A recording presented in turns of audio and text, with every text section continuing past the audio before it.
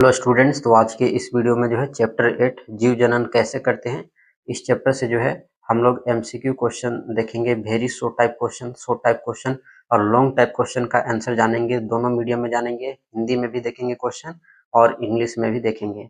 इसी तरह से चैप्टर 7, 6 का पिछले जितने चैप्टर हैं सभी का अपलोडेड है, प्लेलिस्ट है, वहाँ से जाकर के आप देख सकते हैं। चलिए स्टार्ट करते हैं।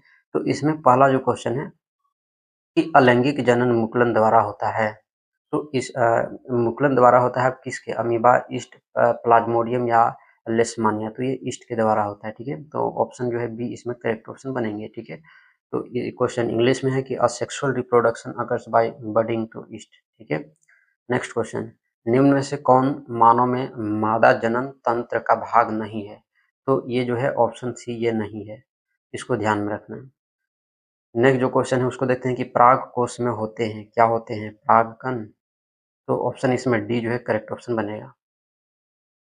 उसके बाद नेक्स्ट क्वेश्चन है कि प्लेनेरिया में किस विधि से विभाजन होता है? तो वो होता है ऑप्शन बी, ठीक है। तो इस विधि से होता है। उसके बाद नेक्स्ट क्वेश्चन देखते हैं कि निम्न में से कौन एक लिंगी पुष्प का उदाहरण है? तो पपीता है ना, पपीता है, इसको ध्यान में रखना। उसके बाद यहाँ पर इंग्लिश में क्वेश्चन है। नेक्स्ट क्वेश्चन देखते हैं कि पराग कणों के पुंकेसर से वर्तिकाग्र तक स्थानांतरण की प्रक्रिया को क्या कहते हैं? तो उसको कहते हैं परागकण। तो ऑप्शन ए जो है सही ऑप्शन बनेगा। उसके बाद जो है नेक्स्ट क्वेश्चन देखते हैं कि एक हार्मोन का नाम लिखिए जो लड़कों में यौनावस्था के लक्षणों का नियंत्रण करता है। तो वो ऑप्शन होगा सेकेंड, टेस्टोस्टेरोन। इसको ध्यान में रखना। नेक्स्ट क्वेश्चन आगे चलते हैं। तो एक ऐसे जीव का नाम बताएं जिसमें बहुखंडन विधि से प्रजनन होता है। तो वो है प्लाज्मोडियम। तो डी ऑप्शन करेक्ट ऑप्शन इसमें बनेंगे। उसके बाद नेक्स्ट है कि ब्रायोफिल्म में अलैंगिक जनन की किस विधि द्वारा प्रजनन होता है? तो होता है कायिक प्रवर्धन के द्वारा। तो ऑप्शन डी इसमें सही होगा। उसके बाद जो है नेक्स्ट क्वेश्चन आगे चलते हैं। क्वेश्चन 10 है कि एक पुष्प के परागकण दूसरे पुष्प के वर्तिकाग्र तक स्थानांतरित होते हैं तो उसे क्या कहते हैं? तो उसे है ना पर परागन कहते हैं। क्या कहते हैं? पर परागन। तो ऑप्शन इसमें बी जो है सही ऑप्शन बनेगा। नेक्स्ट क्वेश्चन है कि इनमें से कौन स्त्री केसर का भाग नहीं है? तो पराग कोश इसमें जो है स्त्री केसर का भाग नहीं है। नेक्स्ट क्वेश्चन देखते हैं कि जो जनन कोशिका अपेक्षाकृत बड़ी होती है और जिसमें भोजन का भंडार भी संचित होता है तो उसे कहते हैं, क्या कहते हैं? तो मादा युग्मक कहते हैं। ऑप्शन बी जो है सही ऑप्शन बनेगा। उसके बाद जो है नेक्स्ट क्वेश्चन देखते हैं कि इनमें से कौन नर जनन तंत्र का भाग नहीं है? तो इसमें गर्भाशय जो है, तो ऑप्शन डी सही होगा। अब जो है यहाँ से very short type question start हो रहा है। तो उभयलिंगी पुष्प किसे कहते हैं? तो जब पुष्प में पुंकेसर एवं स्त्री केसर दोनों उपस्थित होते हैं तो उसी को उभयलिंगी पुष्प कहते हैं, बायोसेक्सुअल इंग्लिश में। उसके बाद नेक्स्ट है शुक्राणु का निर्माण कहाँ होता है? तो शुक्राणु का निर्माण वृषण में होता है। उसके बाद क्वेश्चन नंबर 3 देखते हैं कि अंड कोशिका का निर्माण कहाँ होता है? तो ये अंड कोशिका का निर्माण अंडाशय में होता है। नेक्स्ट क्वेश्चन देखते हैं कि मनुष्य में गतिशील जनन कोशिका को क्या कहते हैं? तो मनुष्य में गतिशील जनन कोशिका को नर युग्मक कहते हैं। नेक्स्ट जो क्वेश्चन है उसको देख लेते हैं कि बीजाणु समासंग विधि से किस में जनन होता है? तो बीजाणु समासंग विधि से राइजोपस में जनन होता है। नेक्स्ट क्वेश्चन है कि कोशिका विभाजन की वह प्रक्रिया जिसमें गुणसूत्रों की संख्या आधी हो जाती है, क्या कहते हैं? तो कोशिका विभाजन की वह प्रक्रिया जिसमें गुणसूत्रों की संख्या आधी हो जाती है उसे अर्धसूत्री विभाजन कहते हैं। नेक्स्ट जो क्वेश्चन है उसको देख लेते हैं कि जब किसी पुष्प में पुंकेसर एवं स्त्री केसर दोनों उपस्थित होते हैं तो उन्हें क्या कहते हैं? तो जब किसी पुष्प में पुंकेसर एवं स्त्री केसर दोनों उपस्थित होते हैं तो उन्हें उभयलिंगी पुष्प कहते हैं, जैसे गुड़हल हो गया, गुड़हल, सरसों, ये सभी। उसके बाद नेक्स्ट है कि स्वपरागन किसे कहते हैं? तो जब पराग कणों का स्थानांतरण उसी पुष्प के वर्तिकाग्र पर होता है तो उसे स्वपरागन कहते हैं। इंग्लिश में सेल्फ पोलिनेशन होता है। अब यहाँ से शुरू होता है शॉर्ट टाइप क्वेश्चन। तो अलैंगिक जनन की अपेक्षा लैंगिक जनन के क्या लाभ हैं? ठीक है। तो अलैंगिक जनन द्वारा उसी तरह की संतति उत्पन्न होती है जैसे जनक होते हैं, जैसे पेरेंट्स होते हैं।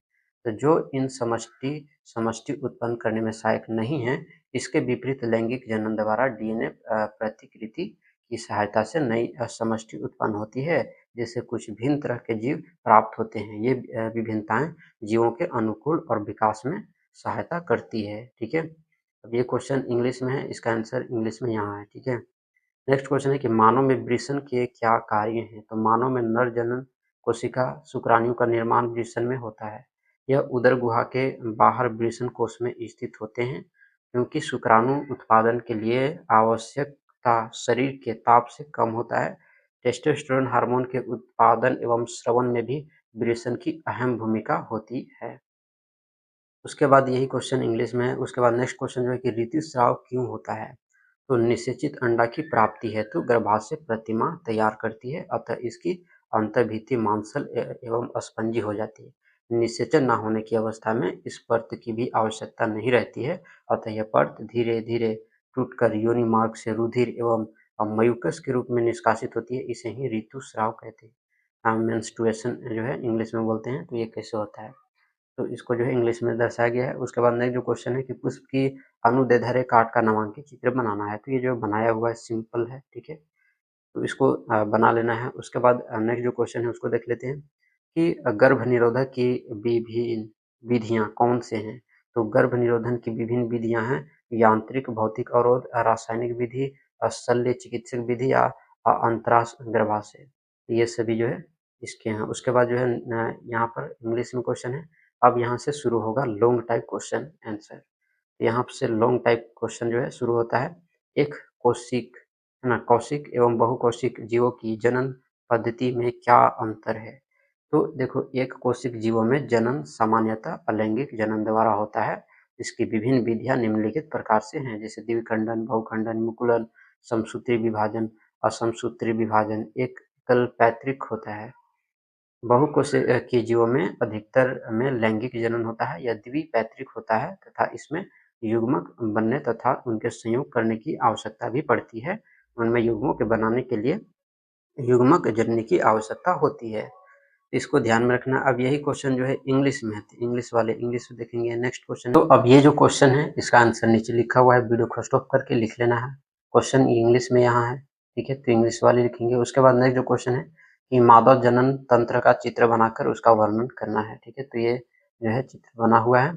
अब मादा जनन के तंत्र के मुख्य भाग अंड वाहिका, अंडाशय, गर्भाशय, ग्रीवा, योनि, ये सभी होते हैं।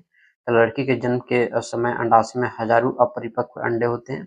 तो ये सारे आंसर लिखे हुए हैं, वीडियो को स्टॉप करके लिख लेना। उसके बाद ये क्वेश्चन जो है इंग्लिश में है, फीमेल रिप्रोडक्टिव सिस्टम को जो है डिस्क्राइब करना है। नेक्स्ट जो क्वेश्चन है कि पुष्पी पौधों में लैंगिक जनन की व्याख्या जो है करना है। ठीक है, तो और इसका आंसर यहाँ पर है। उसके बाद जो है ये नेक्स्ट जो क्वेश्चन है उसको दिखाते हैं, और ये इंग्लिश में। ठीक है, अब यहीं तक ये जो है चैप्टर खत्म होता है। ठीक है, ये चैप्टर यहीं तक खत्म होता है। तो ये भी इससे इस चैप्टर से भी जो है हमने देखा very short type, MCQ type, short type और लॉन्ग टाइप क्वेश्चन। साथ ही साथ उसका हमने आंसर भी जाना है। इसी तरह से जो है हम नेक्स्ट वीडियो में नेक्स्ट चैप्टर का लाएंगे। तो मिलते हैं नेक्स्ट वीडियो में।